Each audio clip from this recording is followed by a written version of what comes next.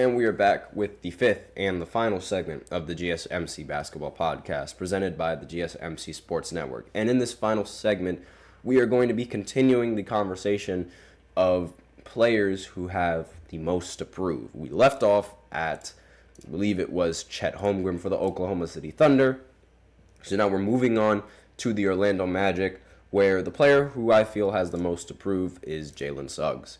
And easily, he was a top 5 pick in the draft, and he transformed himself from a liability on offense to a reliability on offense. And he's proven to be a very important asset for the Orlando Magic. Not to mention his performance in the postseason. While it wasn't that great, he did bring a certain level of value to the team. And after shattering his previous personal best percentages from the field, shooting 47% from the field and 39% from 3, which is fantastic, he has no longer messed up the team's spacing. And he's sort of starting to develop into, you could argue that he could be the second option for the team if he develops and continues to develop as rapidly as he does. So can he add more volume to his shots, though? Because that was really a thing. He didn't really take that many shots, despite the fact that he's averaging such good field goal percentage and such a good three-point percentage as a guard. And, that's really going to be the big question coming in for Jalen Suggs, if he can sort of up that production in the regular season and it could translate into the postseason. Now, this wasn't his, obviously, he was drafted in 2021. He wasn't drafted in 2024. So he's slowly but surely built into that, sort of player that he needs to be for the Orlando Magic. Not to mention his defense has somewhat improved as well. So it's not like he's a complete liability now on the floor, which is exactly what they need. In his rookie campaign, he shot 21% from 3. Now he completely changed that to 39% from 3. In the postseason, he averaged 14 points, but again, his three-point percentage was a little bit inconsistent, shooting just below 30%. And he really needs to sort of prove that into the postseason and going into this year, because I was really close to putting Franz Wagner on this list, given, the big contract that he had. But considering how he played in the Olympics and just how fantastic he was for his team, I decided not to put him on the list, because I think those performances in the Olympics are going to translate over to the NBA, and he's going to be just as consistent and just as valuable for his team as he was on the Olympics. So I think that it should be Jalen Suggs who has the most to prove. And excuse me. But the Magic, they're going to try to make a jump for a little bit of a deeper postseason run. I don't think that's going to happen given the teams that are already in the Eastern Conference and just how good and how top-heavy it is. But we'll see. This is why we play the game. Anything can happen. Now, next player on this list, we're on the Philadelphia 76ers. And, of course, it's going to be this guy right here, Joel Embiid. You could make an argument that it should be Paul George, but I think Joel Embiid has way more to prove than Paul George. And the big reason why is because of his postseason performances. Again, he is a phenomenal player in the regular season. It is just the postseason is a problem for Joel Embiid. It is a major problem. They have never, ever made it to past the second round with Joel Embiid as their starting center and the centerpiece of their offense. They've never been able to do that. And you can make the argument that it's because Joel Embiid's teammates just haven't been that great. You can make the argument that Joel Embiid just isn't healthy in the postseason. There's so many nuances that come to his playoff plunders. And again, he needs to prove that now that he has a good team, now that he has a fantastic player in Paul George, now that he has another great option with Tyrese Maxey and a solid team around him, he has to prove that he can finally make it past the second round and make it to the Eastern Conference Finals with the team that he has. There should be no excuses going into this season now. He needs to be there for his team in the postseason. He needs to be there for his team in the regular season, and they have to perform in the postseason. The same thing could be said about Paul George. Paul George has to perform in the postseason. They all do.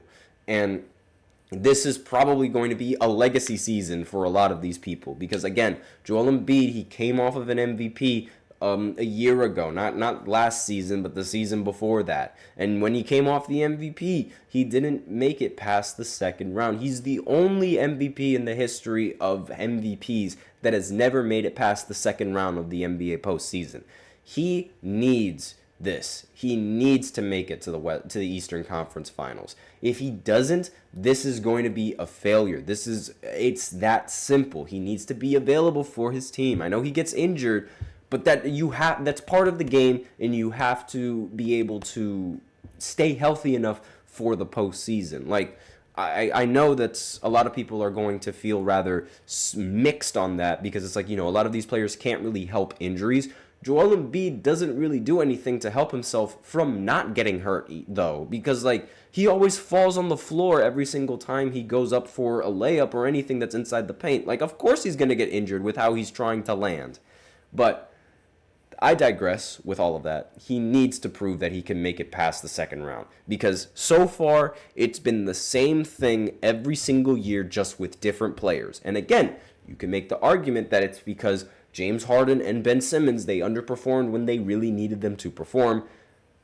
But again, you can also make the argument that it's because Joel Embiid wasn't healthy for a majority of the postseason, and he's never been healthy for any postseason that he's played in, aside from the one first-round exit where he got swept in the bubble against the Boston Celtics. Go figure. And he needs to prove. He has to prove that he can be the best player and he can be a winning player on an NBA team. He has to. It is an absolute must. With the team that he has, there is zero excuses. None. And, let me see. Do I have time for one more segment? Do I have time for one more player? You know what? We'll do one more. So, next player is for the Phoenix Suns. Yes, Tyus Jones is on the Phoenix Suns right now. He had a very good year with, or not a really good year, but he had a decent year with the Washington Wizards. He was a pretty pleasant surprise for the team. And like again, in a lot of ways, Jones is already out, and he's generally promising as well. He was able to average 7.3 assists along with 1 turnover in the season. That 7-to-1 turnover ratio is pretty good. And he was also a pretty competent shooter, shooting 48% from the field, 41% from 3, and 80% from the free throw line. And really, the jury is still out, though, on exactly whether or not he can serve as a competent starter for a contending team. Because, like, when you're playing really good on a bad team, it's not really seen as the same as you playing good on a winning team. Because if you're playing good on a winning team, it's because the numbers that you're putting up usually have some sort of value. But the numbers that you put up on a losing team, you could argue that they're garbage time numbers and they're not really that important. So that's why the jury is still out on him. And this is obviously going to be like, this could be a cash strap. There's going to be cash strap with the Suns. Were able to lure him in with the veterans minimum. Granted, there weren't a ton of point guards in the opening or any teams with cap space this offseason, and Jones is waiting so long to sign for, so little suggests his market never really materialized. If he can tie things together on this talented, top-heavy team in Phoenix, according to this article, he could have much more lucrative offers available to him next summer, aside from being, on the veteran minimum. So this is sort of why he has a lot to prove. He has to prove that he can be a player that deserves a contract with an NBA team, a big contract with the NBA, with an NBA team, aside from playing like this. Like, that's really the argument and where he has a lot to prove. And we have 5 more teams left, so I'll save those players and those teams for another day. Thank you so much for tuning in to the GSMC Basketball Podcast, presented by the GSMC Sports Network. That's the end of the 5th segment. Your support means a lot to us, so please remember to subscribe to the show, leave a positive review. It really does make a difference. We also invite you to follow us on Facebook, Twitter, TikTok, and Instagram for more content and updates. As usual, we love to hear what you guys have to say during the show, whether you guys have a hot take, whether you guys have a burning question, we're all ears. If you really want your comment or question to get noticed, go ahead and use Super Chat. The link is you just click the $ below the chat box, and then you can go ahead and what in the world? ESPN just dropped an NBA expansion mock draft. Okay, that's a little bit new, but anyways, aside from that, if Super Chat isn't really your thing, then you can go ahead and use the link displayed below the ticker, gsmcpodcast.net, and then you can send in your comments or donations that way. Either or really helps the show, doesn't matter which one you do.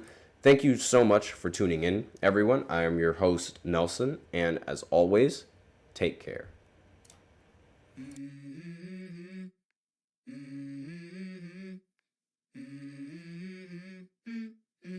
Let's go. I wake up to a little bit of drool on my pillow, feel like it's gonna be a bad day. Yeah, I'm tired of shit, and the coffee ain't hit yet, damn, ain't that great.